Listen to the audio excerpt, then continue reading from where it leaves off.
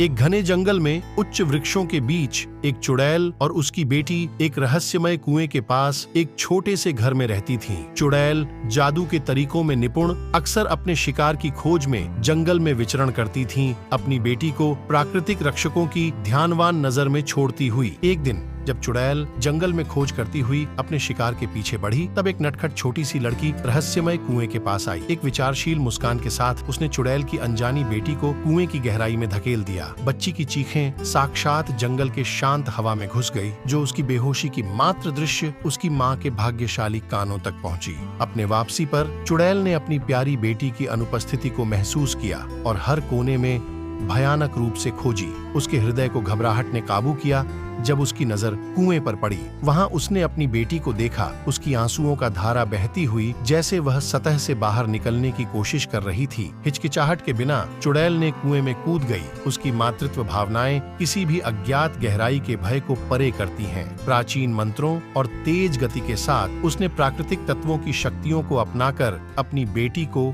पानी के अजीब गहराई से बचाया।